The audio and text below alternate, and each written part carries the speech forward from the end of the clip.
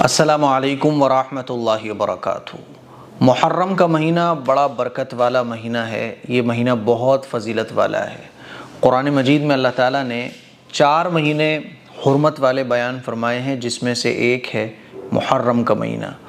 منہا اربعۃ حرم، اللہ تعالیٰ فرماتا ہے کہ 4 مہینے حرمت والے مہینے ہیں، ایک ذی قعدہ، دوسرا ذی الحجہ، تیسرا محرم اور چوتھا رجب۔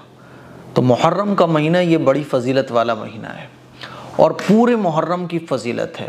ایسا نہیں ہے کہ ایک تاریخ سے 10 تاریخ کی صرف فضیلت ہو، بلکہ پورے محرم کی فضیلت ہے۔ اب آئیے کچھ حدیثیں میں آپ لوگوں کو محرم کی فضیلت میں سنانا چاہتا ہوں، تاکہ آپ لوگوں کو پتہ چلے احادیث مبارکہ کی روشنی میں محرم کے مہینے کی فضیلت کیا ہے۔ حدیث نمبر 1، حضرت ابو بکر صدیق رضی اللہ تعالیٰ عنہ سے روایت ہے کہ نبی کریم صلی اللہ علیہ وسلم نے ارشاد فرمایا، زمانے کی رفتار وہی ہے جس دن اللہ تعالیٰ نے آسمان اور زمین کو پیدا فرمایا تھا۔ 1 سال 12 مہینوں کا ہوتا ہے، ان میں سے 4 مہینے حرمت والے ہیں، جن میں سے 3 مہینے لگاتار ہیں، یعنی ذی قعدہ، ذی الحجہ، محرم، اور 1 مہینہ رجب کا ہے۔ تو اس حدیث سے پتہ چلتا ہے کہ محرم کا مہینہ یہ برکت والا مہینہ ہے۔ محرم کے مہینے میں عبادت کرنے کا ثواب بھی بہت بڑھ جاتا ہے، لیکن محرم کے مہینے میں نفلی روزے رکھنے کا ثواب کچھ خاص ہے۔ اب آئیے کچھ حدیثیں میں آپ لوگوں کو سناتا ہوں۔ رسول اللہ صلی اللہ علیہ وسلم نے ارشاد فرمایا کہ رمضان کے روزوں کے بعد سب سے بہترین روزے اللہ کے مہینے یعنی محرم کے روزے ہیں۔ اللہ کے نبی صلی اللہ علیہ وسلم نے محرم کے مہینے کو اللہ کا مہینہ قرار دیا۔ ویسے تو سارے دن سارے مہینے اللہ کے بنائے ہوئے ہیں، لیکن محرم کی فضیلت کو بیان کرنے کے لیے اس کو اللہ کا مہینہ کہا گیا۔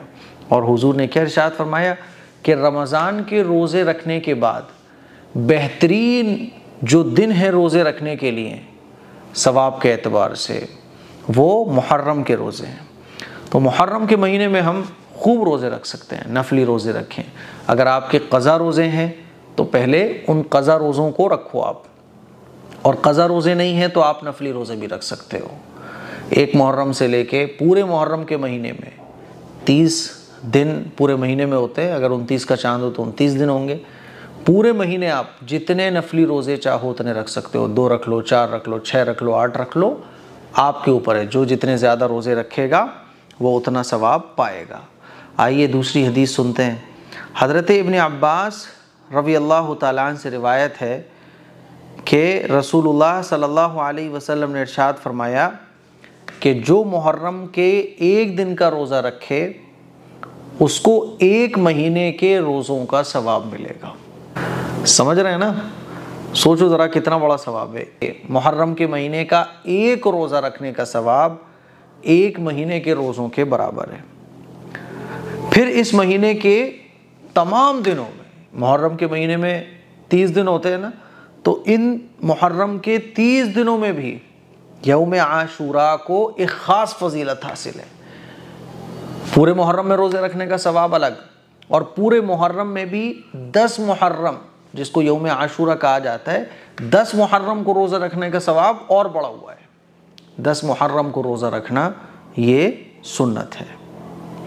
اللہ کے نبی صلی اللہ علیہ وسلم نے ایک اور حدیث میں ارشاد فرمایا کہ جو شخص عاشوراء کا روزہ رکھتا ہے، یعنی 10 محرم کا روزہ رکھتا ہے، تو اللہ تعالیٰ اس کے گزشتہ سال کے صغیرہ گناہوں کو معاف فرما دیتا ہے۔ تو پورے محرم میں روزے رکھنے کا ثواب الگ، لیکن 10 محرم کو روزہ رکھنا یہ سنت ہے۔ اور 10 محرم کے ساتھ آپ چاہو 11 کا ملا دو، چاہو تو 9 کا ملا دو۔ بہتر یہ ہے کہ 10 محرم کے ساتھ کوئی 1 روزہ اور ملا لو، 11 کا یا 9 کا، ٹھیک ہے۔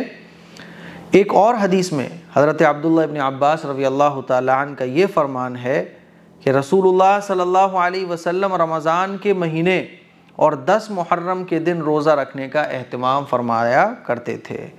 رمضان المبارک کے روزے رکھنے کا اہتمام حضور فرماتے تھے، اور 10 محرم کے دن کا روزہ بھی رسول اللہ صلی اللہ علیہ وسلم ضرور رکھتے تھے۔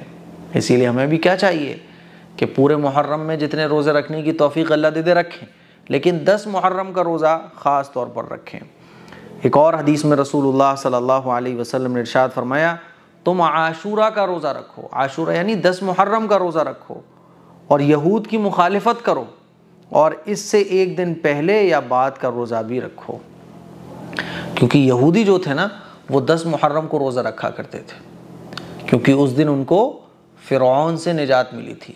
رسول اللہ صلی اللہ علیہ وسلم کو جب یہ بات پتہ چلی تو حضور نے کہا کہ بھئی ہم بھی روزہ رکھیں، کیونکہ ہم زیادہ مستحق ہیں اس بات کے کہ ہم پچھلے پیغمبروں کے دین پر عمل کریں۔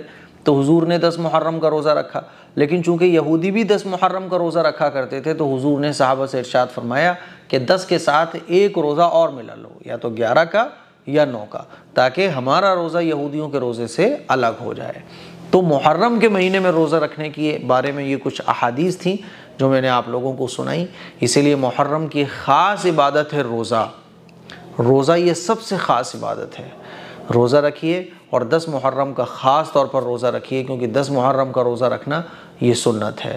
تو مجھے امید ہے کہ محرم کی فضیلت آپ لوگوں کو پتہ چل گئی ہوگی۔ اس کلپ کو شیئر کریں، دوسروں تک پہنچائیں۔ السلام علیکم ورحمۃ اللہ وبرکاتہ۔